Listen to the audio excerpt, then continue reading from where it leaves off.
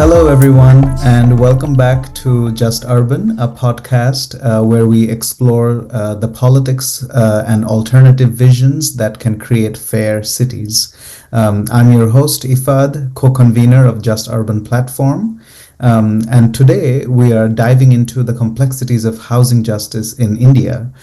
Joining me are two brilliant thinkers and practitioners working at the intersection of housing rights and urban transformation, Ishita Chatterjee and Swastik Harish, who have both spent years studying and organizing around the housing crisis in India.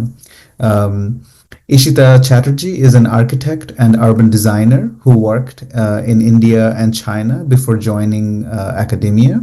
And currently, she is an associate professor at the Jindal School of Art and Architecture.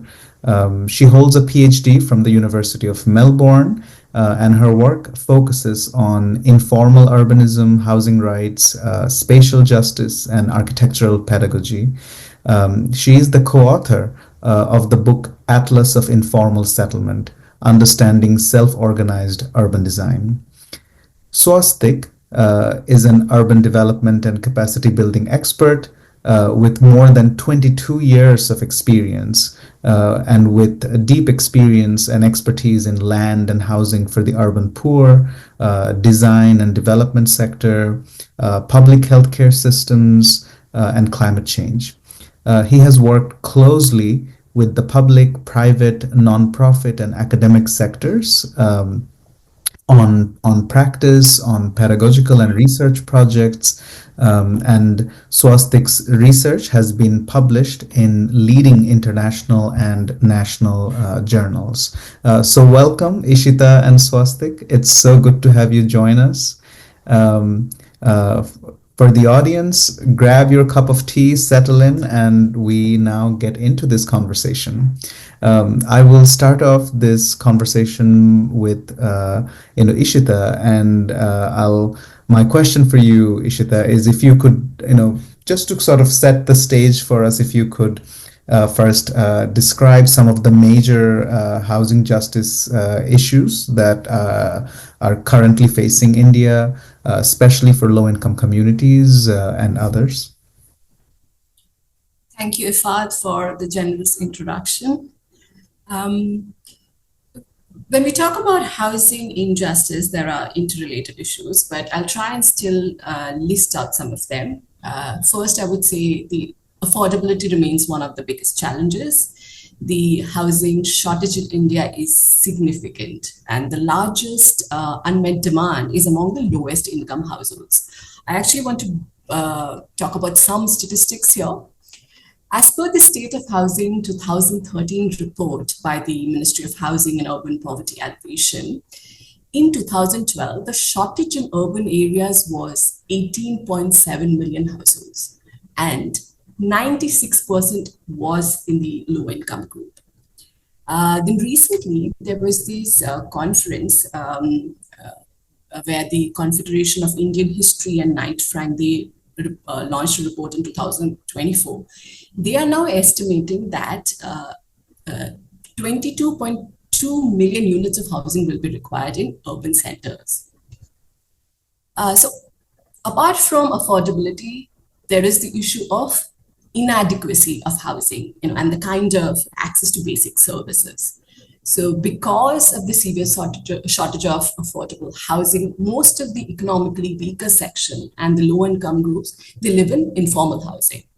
While I use informal settlements as an umbrella term because it kind of encompasses diverse living conditions, tenure arrangements. But some of the similarities are there is overcrowding, there is challenges in accessing clean water, sanitation. These neighborhood settlements also lack social amenities.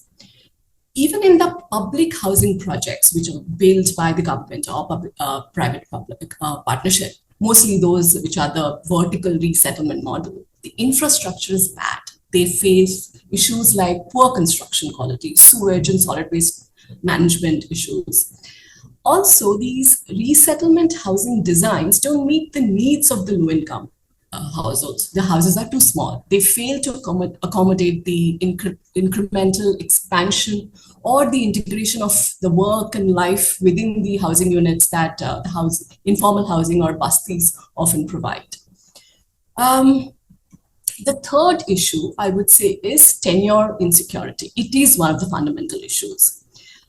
Residents of informal settlements have varying degrees of claim to legitimacy, even if we don't talk about legality, illegality.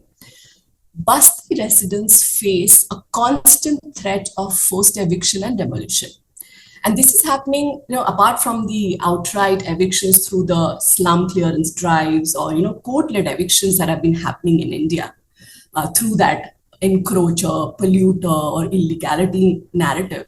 There is also the market-led displacement enabled through the world-class city and beautification projects that are happening. Fourth, I would say the market and policy failures.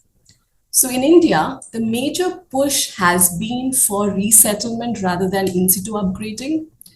And we know that resettlement housing locations are far from where the previous homes and workplaces are. It disrupts their livelihoods, their social networks. Also, these resettlement schemes are not free.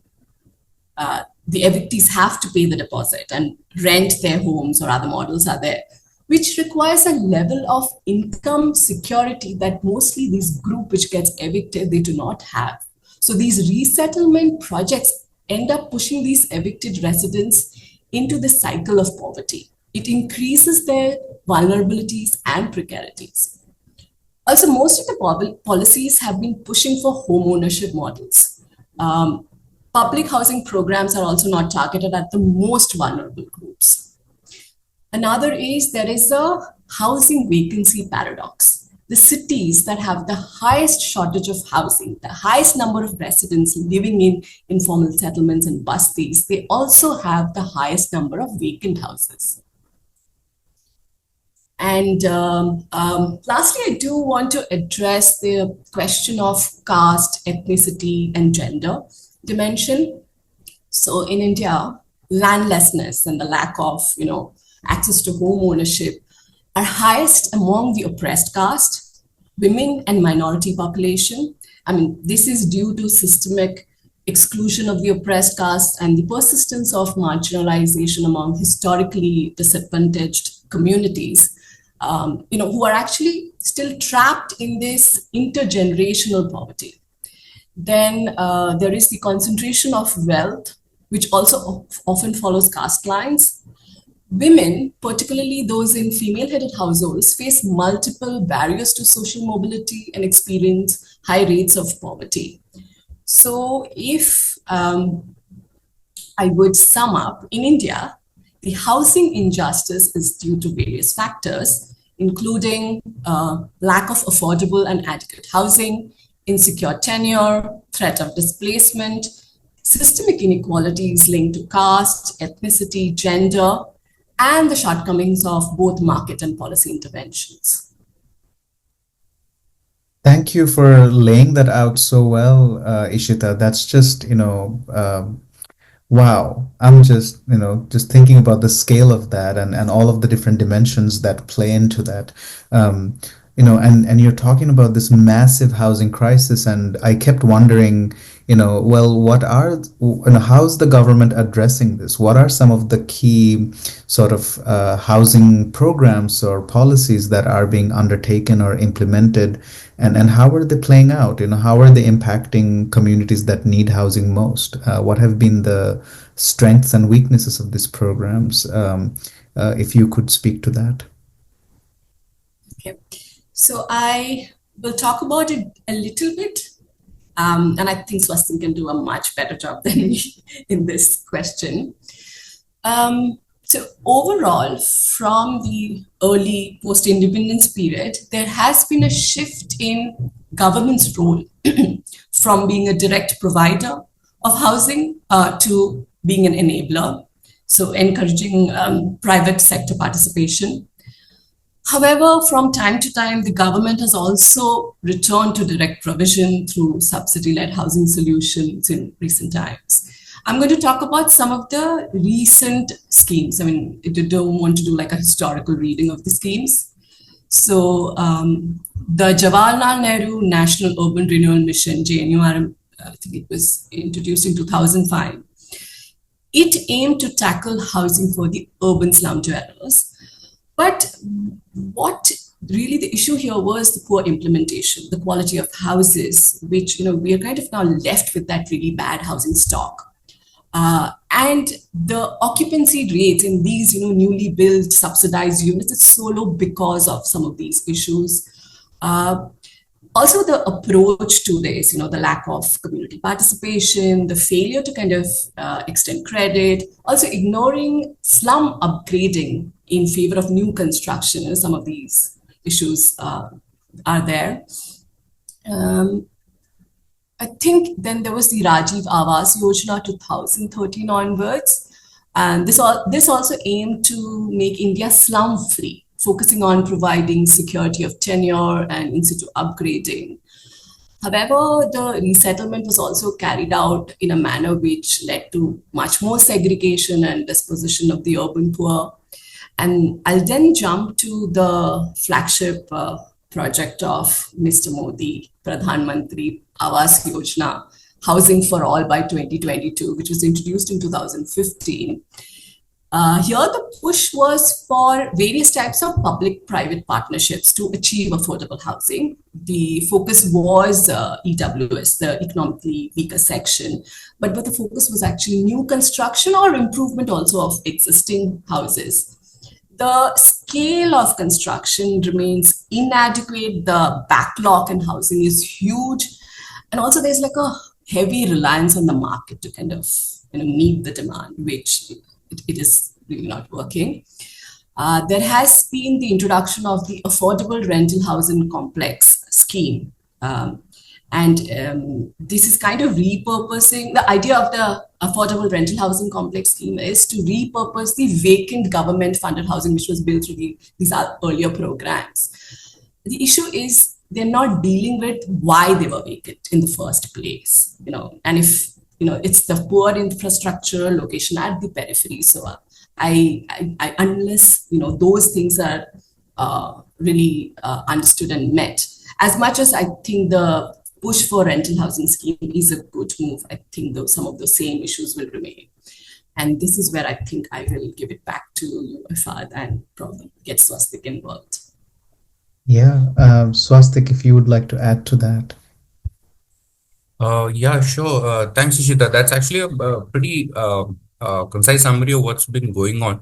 I think the whole urban question evolved little late in life as far as India is concerned, because one can understand why, because hunger, the partition and the pressures of partition, water, irrigation, and basically the large proportion of the population being in rural areas really drove the agenda towards, in an impoverished nation at the end of the day, towards rural development and electrification and roads and irrigation and so on and so forth. And so it took like up till the 70s, 80s for the realization to sort of come in. And 80s is when we had approximately a 4% urbanization rate per annum. And that's when basically it kind of started striking home that the cities need some inputs as well. So decentralization took place. This whole idea of decentralization started taking place in the 80s to give a little bit more power to the local governments in cities, which in fits and starts. It happened in some places better, in some places not so good, all of that stuff, because again, a large and diverse nation, both culturally, historically, as well as administratively, because a lot of things end up with the state government to basically take the provincial government rather than the national government. So the national government can make some suggestions, and so that constitutional arrangement basically was adjusted to say that let's have a third tier of government and so on and so forth. Let's give them the power to decide what should be done, and that was broadly a move in the right direction. Of course, it had uneven consequences at the end of the day, but that's where it came. And so this 2000s when post liberalization, literally speaking, there was more capital to play with. And that is a fundamental sort of a shift that took place. It has been a poor nation essentially, and then it suddenly became not rich, of course, but had some capital to play with in terms of development of infrastructure and including housing, which was important for people in urban areas, rural areas, both. So rural housing programs have actually been fairly successful, and it's very ironic that some of those rural models are now being brought into smaller towns, and I'll just talk about that towards the end over here, basically in terms of the programs. And so that 2005 Jain and push was very interesting, that it brought together a bunch of different programs across the country and said that housing has to be an integral part of this. And of course, it had a lot of provisions for infrastructures, water supply, sanitation systems, so on and so forth, mobility, roads. A bunch of money in Jain and was actually spent on making flyovers, which, good, bad, ugly, mostly bad and ugly, but anyway, it had some, there was sort of, there was some portion given to housing, and some of those housing projects that happened under Jain and were partly successful especially in some of the smaller towns, because there was some push around that time to do in-situ work, which is basically try and develop that housing in the place where it is, basically, rather than resettle people outside from these informal settlements that Ishita was talking about. Now, in those cases, and I've studied some of those, they're actually pretty good. For example, in places like Mysore, they actually through Jain made some 6 or 10,000 houses in the city, in the location where people were, use that money well, and those people are living there in maybe not the best circumstances, but because there's a certain density and a small size projects, there's a sort of a vitality to that particular project, and it continues, and it's entered the real estate market for sure, but then it's way better than some of the bigger cities where large scale peri-urban resettlement has been the solution found, basically, which is you have like 30 acres and then you build 40,000 houses and then everybody is supposed to shift in there. Doesn't work, as compared to I have half an acre or 2 acres or a few hundred square meters in the city where already some certain number of people are living, and I redevelop that into a small but sort of dense settlement, and that works. I've seen that work quite well, even though it's not perfect, but it definitely works well. Occupancy remains high, people are retain their cultural ties to that land and with each other and so on. So some of those have actually worked out well. All of this was consolidated, like Ishita has mentioned, under the Rajiv Awas Yojana, which to start with did approach this fundamental problem of marginalization, and started with that, saying that we have done this marginalization ourselves. So we are the ones who should be repairing the system, talking about land and cultural, relations to land, historical relations to land. We should be ones talking about, who these marginalized people are and all of that. It started with that rhetoric in a way, but that slowly dissolved. Now, this dissolution is something that everybody in the world, I feel, should be really careful about, because whatever you do, it finally boils down to government, administrative governance, procurement, finance, ledgers, costing systems. It flows through that channel and that pipeline, and that is something that needs reform. If that is not reformed, if that government structure of governance, basically structure in terms of literally what is your procurement principle, if your procurement principle is so-called in India L1, which is the lowest bid for any particular project. So who's going to make me the cheapest house is my way of procuring. Then definitely I'm not going to get a good quality house out of that. I'm going to get the cheapest material, the cheapest quality, the cheapest, and whatever it is, and probably cheating will take place within that, because some of those costs at which these houses are made are impossible to actually satisfy. So you will obviously, there's some corruption involved. There is basically a systemic lack of quality control involved, all of those things, because your procurement system is kind of designed to only achieve that. Now, introducing the idea of quality in your procurement system is a very, very important thing, which some people have tried and partly successful, partly not successful. But then there are, I think that's one of the ways to look at, how to sort of, which started coming in a little bit later. But what I'd like to, in the later part now, after Rajiv Awas Yojana has been almost, it's kind of been nullified in a way, and also sort of also disgraced in a way that it was giving away too much, and now what is happening in the more recent government basically is a little bit more parochial in the sense that I will tell you from the center what is the solution, how to do it, what to do, which to make, where to do, all of that stuff. And so that there's been a centralization which has gone against the grain of whatever advances Rajiv Awas Yojana had made has now basically been pulled back or is getting pulled back. And so the central government is now saying, I will tell you the answer. You don't have to worry about it. You just make this plan and do this procurement and get the damn thing done. And that's kind of become a little bit problematic because people were beginning to build the capacity to deal with this complicated question of housing. And now you're being told that no, I will tell you what to do. You don't worry about it. You just follow what my lead is, basically. And that kind of system, if you read the guidelines and the documents, it actually feels the other way around, in which you're saying, no, do more like this, do more like that, do according to your needs. It sounds like that. But in practice, what happens is that if you don't do according to what has been said, then your money doesn't get approved, your projects don't, all of that basically takes place.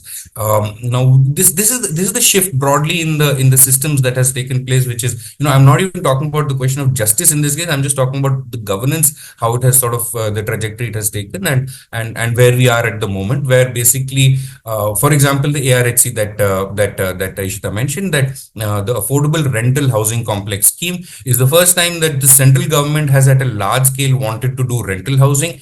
It's basically a post-pandemic sort of a response. It's almost kind of a response to seeing people going back home from cities and millions of people suffering because they apparently lacked housing. So then you of course come up with a scheme, because you have to look like you're responding in that sense. And that scheme, I've studied it in detail. I've gone to many of the project sites, and there are so many problems with it. But the one I will highlight is that it almost is usurious, in the sense that it's saying that, oh, these poor people don't have houses, let me make houses on rent and give them. But the person who will convert those houses that Ishita mentioned from previous schemes, the old vacant houses, into the new rental complex, basically, will have to bid for this project. And the person who will win the bid is the one who will promise the government the highest premium to be collected from rent from these same poor people. Now, here is a real sort of a problem, where basically you're saying, I want to create some rental housing, so my idea should be to subsidize that rent as far as possible. But no, my procurement principle is that the person who's able to collect the highest amount of rent and give me the maximum amount of premium for the use of my old vacant houses is the one who's going to win the bid. So in a way, it's actually this is a bit of a problem with many governments on how they want to monetize, and a monetization kind of a principle which has emerged, and it's just become more and more stronger. So first you capitalize, make sure everything is seen from the lens of a rupee symbol, essentially. So that capitalization takes place. Everything that you see is like, oh, that means this much money, that means that much money, and so on and so forth. And now you're beginning to financialize it, where basically you start converting it into revenue streams and so on and so forth, because again, the local government, the state government has lost many streams of revenue thanks to the GST. The local government, which had its few property tax and small sort of streams of revenue, are constantly under threat, and it's difficult. Those are the difficult things to do, especially in larger cities. Difficult things to do, and even if you do the maximum efficiency on some of these things, it's not going to be enough to make housing for the poor. It's never going to be enough. So I feel broadly this trajectory means, and I'll close it here. Basically, I just mean that, some of our colleagues and what we've come up with is you can't build your way out of this problem. You're not going to build mega projects. We are not that kind. We are not, the Singapore. We are not the Riyadh. We are not, China also, which have all sort of, in a way built their way out of some problem, not all of it, but have done that. Our systems, our governance is just not geared for it, and we don't have the kind of capital to actually play with that kind of a game. If I was to put it that way. So what we have at the heart of it is actually a land question, and that is something that we need to think about a lot more richly, is where I would go with that. Thanks, Swastik. It's thank you for that sort of breakdown of these nuances, and in that context, I'm wondering what kind of strategies have you seen or have been experimenting with, or what kinds of grassroots housing initiatives that you know of that that are offering some kind of promise or that seem to be inspiring, and what can we learn from those approaches? This is a question to both of you, really, and I don't know, maybe Ishita could start us off, and then, okay, we can start with Swastik. Yeah. Yeah, that's cool. I can start off on this because it starts off from exactly this land point of view. We are in our we have different densities very broadly. And people talk about densities, it's always seen in terms of how many people per square whatever unit, or how many buildings per square whatever.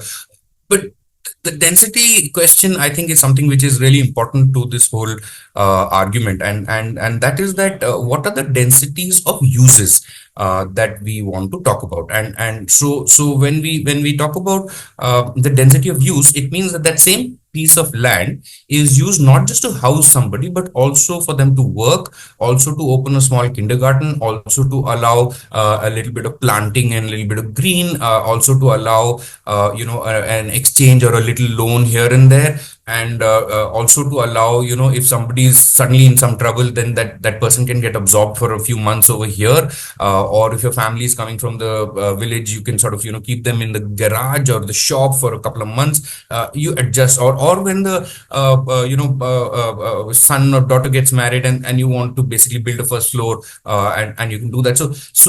So the density is never reduced, and policy should be very careful about this. When you reduce down to density of people per square kilometer, or so many square meters per whatever it is, all of those things, we take away the fundamental use, the rents basically. When I say, and I'm talking about a older conception of rent as a land rent basically, which is a more Marxist kind of a theory about it, which is that you reduce this to a financial or a single metric, which is absolutely untrue in terms of the cities that in India or Bangladesh or in many parts of the global south, where basically these cities have just sort of grown organically most of the time, and even when they are planned like a Chandigarh or a Navi Mumbai or so on and so forth, basically they eventually take a life of their own, and they're not necessarily going to remain in what the vision was originally, where everything is like Dubai or whatever. Even Dubai actually in its edges grows in different sorts of ways as compared to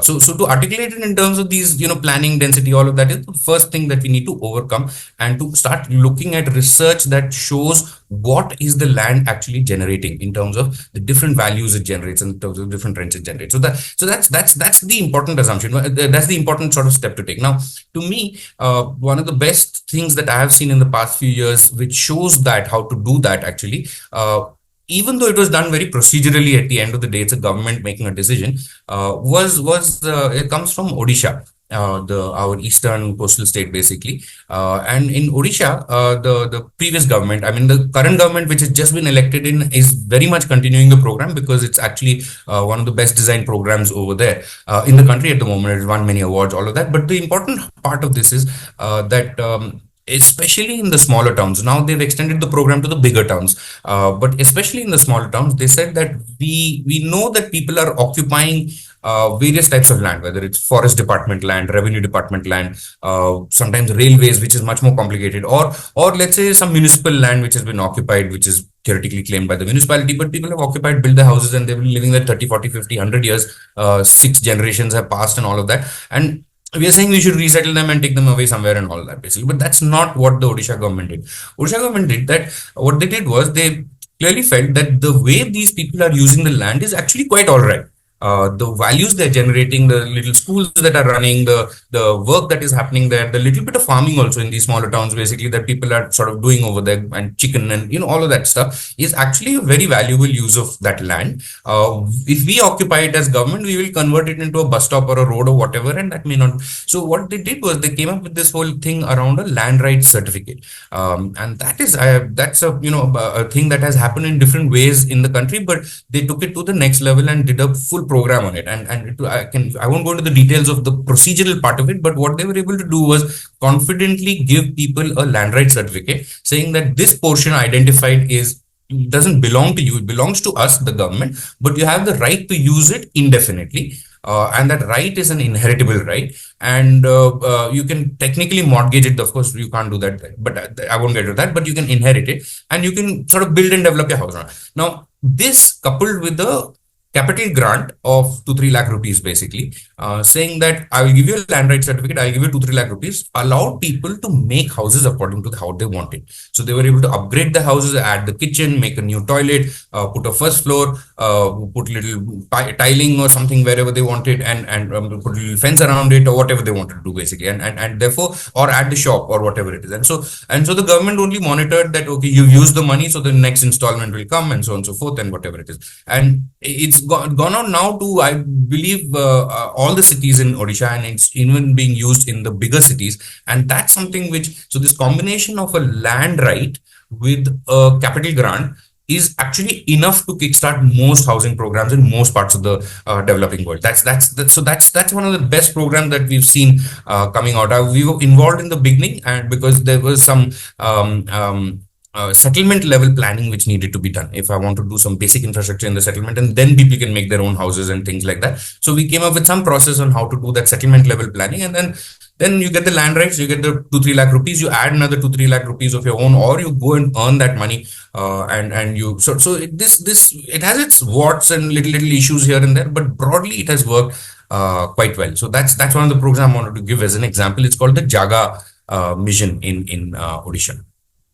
That's such a remarkable program. That's what it sounds like. And for that to, come into being, I'm sure that, the governments and the governance mechanisms and the bureaucracy would have to develop new capacities in a way, right? And I know earlier we were talking about that a little bit. Is that something you could talk a little bit more about? How do we, I mean, in contexts where governments don't, see informal spaces as productive spaces, instead see them as encroachers and sort of criminals and sites of poverty. How do you get governance actors to think differently or to move from that position? How do you build that kind of capacity to then lead to this kind of program that we see in Orissa? If you could speak to that a little bit. Yeah, very, very, very quickly. I mean, the people on the street consider the government to be the villain, and the government considers the people on the street to be the villain. Now, this is the bridge one needs to work on, basically, because neither of them are really whatever they are, villains or criminals or whatever it is. And there is criminal elements and bad elements and good and bad in everybody. People, as far as people are concerned, people are people, and that's there. Power does get does create a certain let's say differential, obviously, because once you're in the government and you have certain position and you're becoming an administrator or an engineer or something, then you have certain powers over the local people and all of that, but you are not outside of that context. And that's something that we have learned working with a lot of cities in terms of this capacity building that we used to do on housing, infrastructure, planning, all of that, that I was centrally involved and as part of a large program, actually. And so we find that the three things which broadly we worked out as push on these three things. One is basically knowledge systems, so that you just make sure that technically people are capable of doing what they're talking about doing, or capable of doing their job. That's just simply on the job knowledge system. Please learn some maps, please learn some data, please learn all of those kinds of things, basically. Then the second thing is that you have to have the skills to actually work with these things. So how to read things, etc., how to sort of make a questionnaire, or very small transactional things, but the skills are needed to actually do that. But at the higher level, the most important thing that we realized was change in perspective, and this is a interesting, somewhat sort of risky exercise, wherein you push an agenda, but how far do you push an agenda, and what pushback do you get such as, oh no, they are criminals, we should just like whatever it is, or there'll be underlying kind of a caste equation over there, and things like that. So that kind of work required to change perspective and say that, okay, sure, there are criminal elements there, whatever it is, but look at your own side of things, and don't, you can't, the pot, you can't call the kettle black, and so on and so forth. So basically, what happens is that this change in perspective becomes an important part. I'm not saying that we are like greatly successful all the time and all of that, but in some places it does work. Leadership plays the biggest role because the way the governance structure is set up. So speaking to those IAS, the Indian Administrative Service officers, the big bureaucrats, making sure that they get it, and intuitively many of them get it. They're all generally smart people, so they get it, but they don't know how to actually do the research, the knowledge, and then finally what will be the skilling. So you work with 2-3 different layers of levels of government to basically make sure that these things tie up and line up. That was the theory that we basically took. But it's equally important, and I think I didn't mention this earlier, that we also trained a lot of the communities, basically, community mobilizers and things like that, to understand the lingo and jargon of government procurement and systems and so on and so forth, basically. So this is the difficult part, and somebody has to pick this up if you want that kind of a bridge, and therefore some kind of interesting programs, people-centered programs basically to come up. Thanks for that. This has been such an incredibly rich conversation. I think we have come to the sort of the end of our time, and we're close to ending this. Would any of you like to share any final thoughts? Okay. I would like to say, and this is coming from a justice-led thinking lens, what is necessary to actually deal with the housing crisis. First thing, we have to say no to eviction, complete stop on evictions. We have to shift the focus from new construction to actually in-situ upgrading with providing security of tenure, providing basic services and infrastructure, and we have to think of different models of long-term secure tenure. Moving beyond just like individual titles to exploring options like community titling, to protecting residents from evictions and market-induced displacements. The eligibility criteria or the barriers to proving residency in all of these policies, the cutoff date approach that India takes, that has to be revised. There's a lot of good literature and ideas actually coming from, there's a chapter by Ban, Goswami and Ravi where they talk about, the residents shouldn't have to prove that they deserve to be included as urban residents. My expertise in urban settlements, I'll talk from that lens, for surviving in the city, but they should be included from the beginning. I will say the rental housing scheme is a welcome step, but the issues of housing and infrastructure that were there in the earlier stock has to be resolved. Also, different models of rental housing has to be explored. I will say push for vacancy housing tax, the vacancy tax. It has to be adopted by India. I would say the government has to take more responsibility and cannot rely on the market. Community participation in any kind of way we want to deal with the housing crisis at all stages. You have to establish mechanisms for communities to actively participate in the design, planning, implementation, monitoring of housing programs, which is what Swastik was talking about. And the last thing I would say is, the EWS and the LIG groups, they have to be stakeholders who should play a big role in shaping housing policies and projects. We have to move to that level.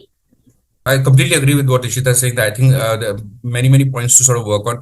I'm sort of taking it back to just wanted to make this sort of a philosophical point at some level. Basically, if you look at old theory around the left, basically, or Marxist theory of land, labor, and capital, we've historically faced labor and capital issues in different forms, especially capital issues, basically. Now in places like Bangladesh, in places like India, that is easing out. I'm not saying we've got all the money we want to, but people are willing to spend money and people are willing to invest money into housing, whether it's public sector, private sector, and so on and so forth. And labor is something that we've always had our issues with, but not in terms of quantity. It's more in terms of how it's dealt with and what rights labor has, rather than actually, can I build this or not? Because everything is getting built. I mean, you're getting a Mumbai Sea Highway or whatever, or a bullet train or whatever. There's technology and labor and all that is available there.